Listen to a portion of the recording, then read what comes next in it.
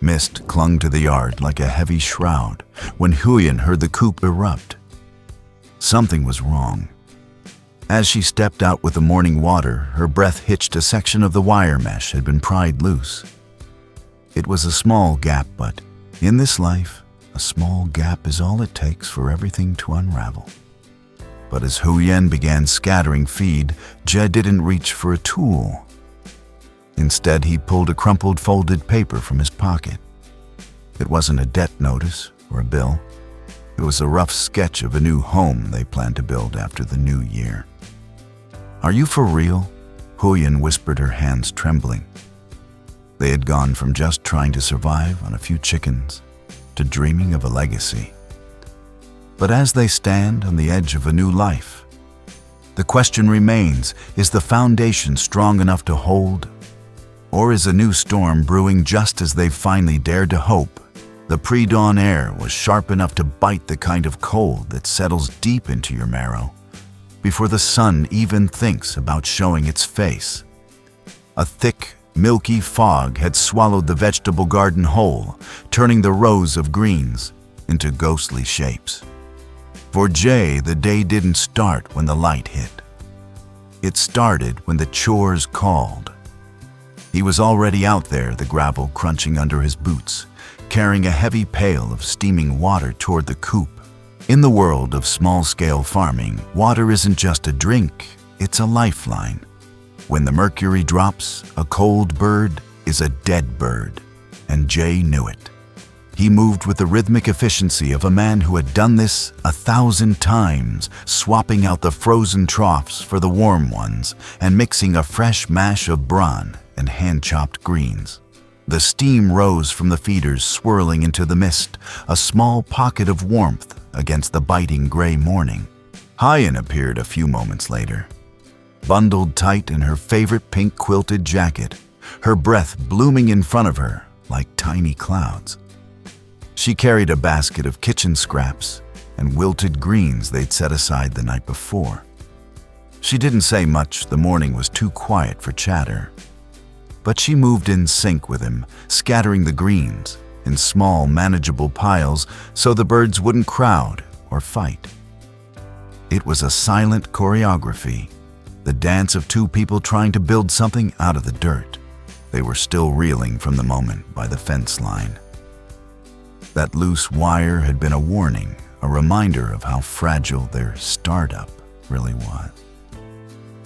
And that paper in Jia's pocket, the rough sketches for the new house, felt heavier than ever. It was a beautiful dream, but standing here in the freezing mud, the gap between their current reality and that blueprint felt like a canyon.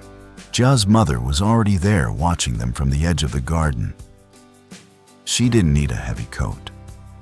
She seemed forged from the landscape itself, weathered and resilient. She stood with her arms crossed, her eyes tracking the movement of the flock with a hawk-like intensity. "You've got to watch their intake, Jie," she said, her voice cutting through the fog, low and steady. It wasn't a suggestion. It was an inheritance of wisdom.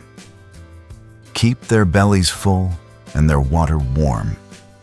In this weather, a chill is more than a cough, it's a collapse. If the birds go, the plan goes.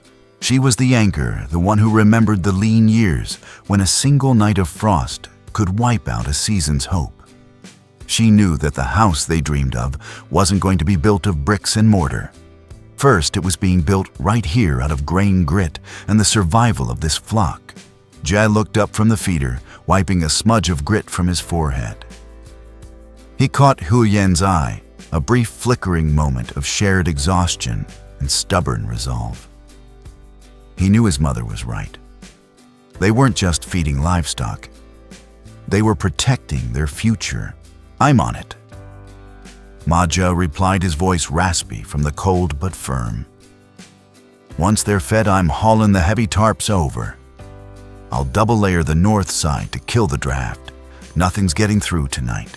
He turned back to the birds, his mind already calculating the cost of more feed versus the timeline of the build. Every peck at the ground was a scent toward a foundation.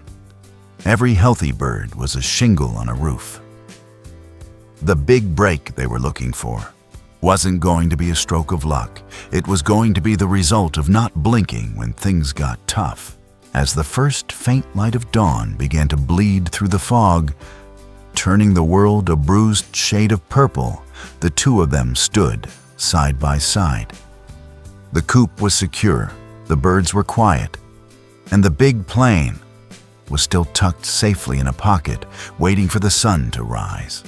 The question wasn't whether they had the vision, it was whether they had the stomach for the winter that stood in their way. Once breakfast was cleared away, the simple steaming bowls of rice and the lingering warmth of the morning tea, the kitchen table transformed.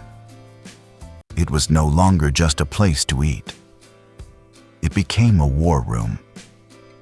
Huyen smoothed out that crumpled piece of paper, the one Jay had pulled from his pocket in the fog of the morning, and pinned it down with her elbows. She took a sharpened pencil, its lead dark and heavy, and began to map out their future with the precision of someone who knew exactly what was at stake. "Look," she said, her voice barely a whisper, but vibrating with a fierce, quiet intensity.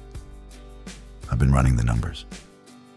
This new year, we're not doing the big celebrations.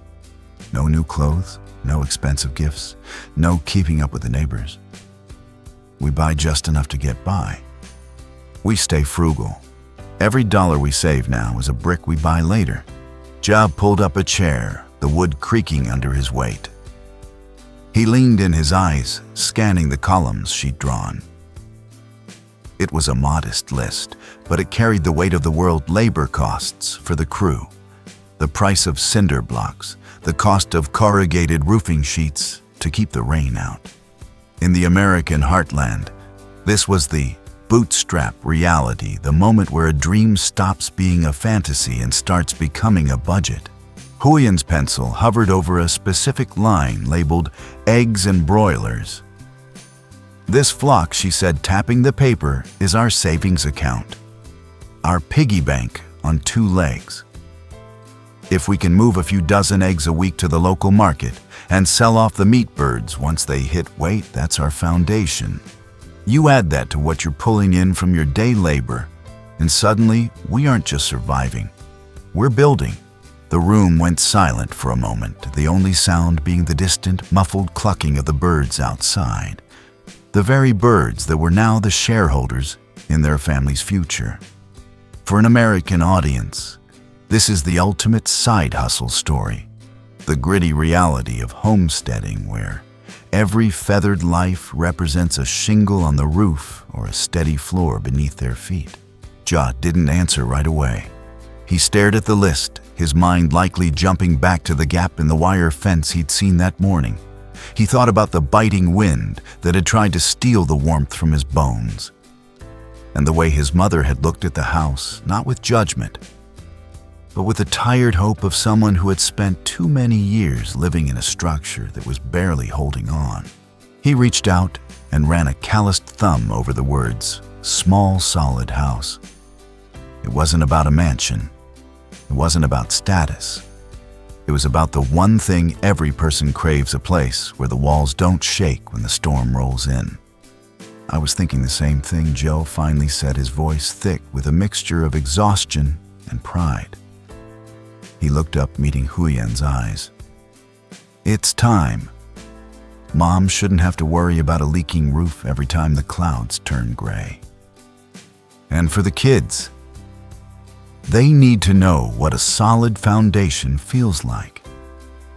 Not just the house, but the family inside it." There was a heavy sense of resolve in the air. They were choosing the hard path, the path of sacrifice, of counting every cent, and skipping the holiday cheer to ensure a lifetime of security. It was the American dream, stripped down to its barest, most honest form, working with your hands, planning with your heart, and risking everything on a flock of chickens and a pencil-drawn map. Huyen nodded, a small, determined smile tugging at the corner of her mouth. She folded the paper back up, but she didn't put it in a drawer. She handed it back to Jay. "Keep it with you," she said. Whenever you're tired, whenever the work feels too much, look at it. Remind yourself what we're building for. They knew the road ahead wouldn't be easy. There would be more broken fences, more cold mornings, and more moments where the money felt too tight.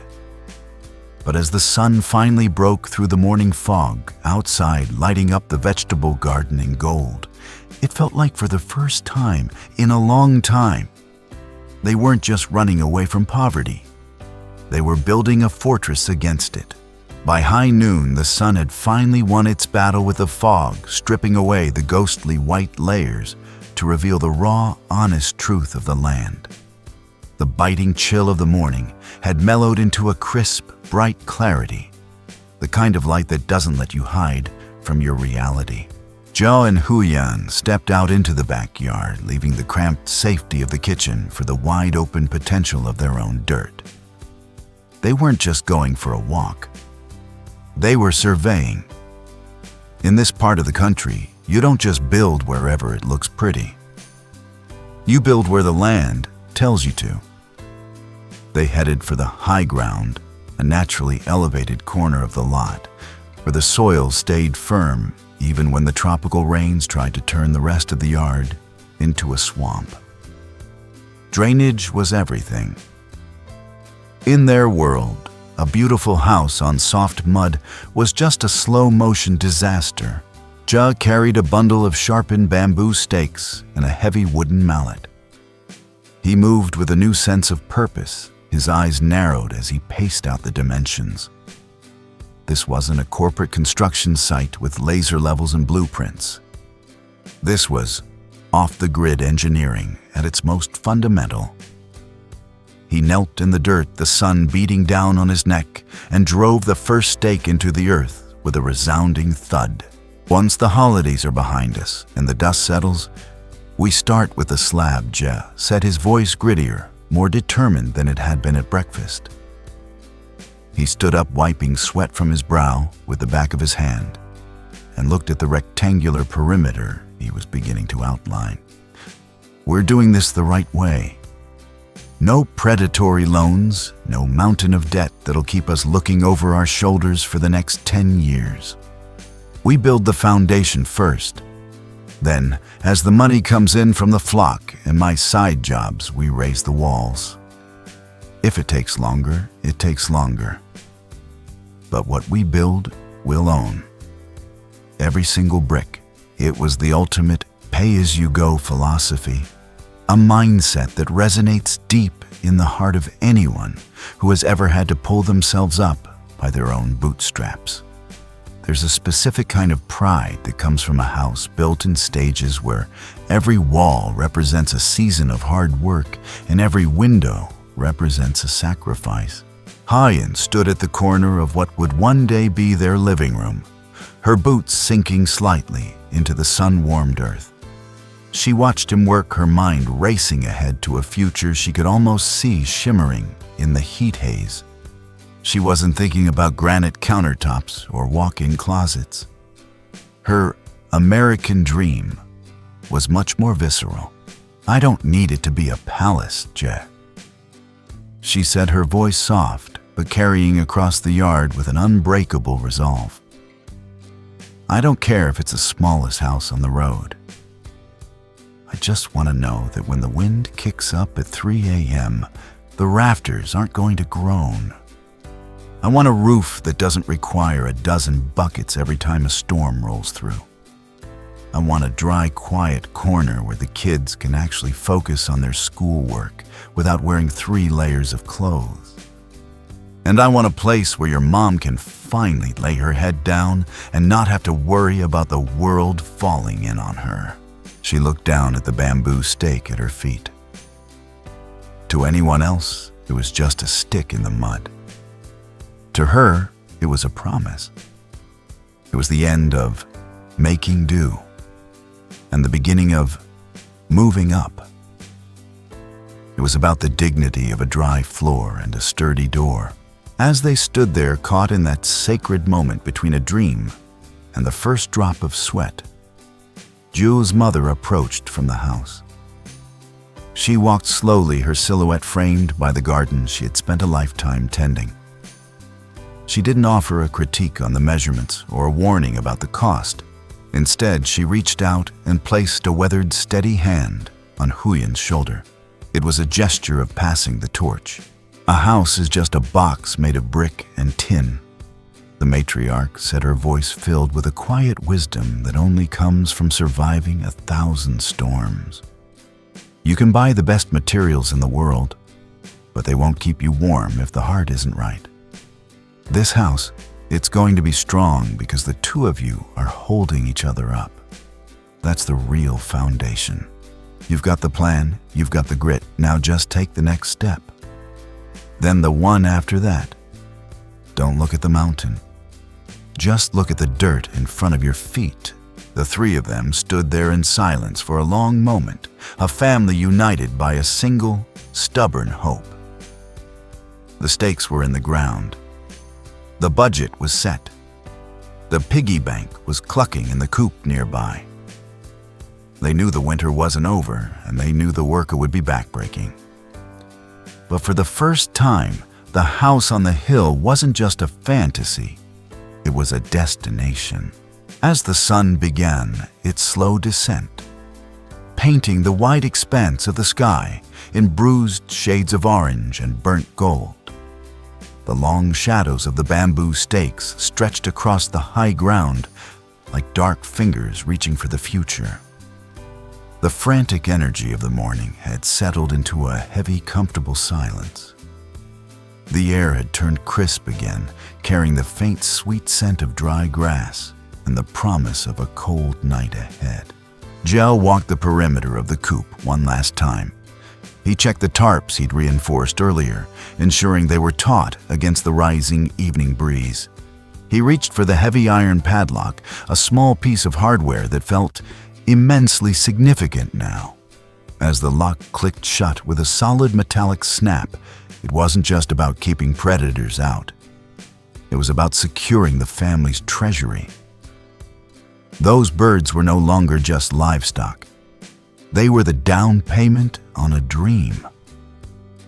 He stood there for a moment, hand lingering on the wire mesh, looking at the flock settling in for the night. In the fading light, they were the quiet engines of their upward mobility.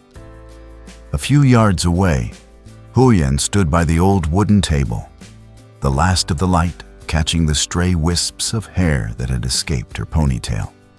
She carefully closed the notebook, the one filled with scribbled margins, crossed-out figures, and the carefully calculated cost of every bag of cement and every sheet of tin.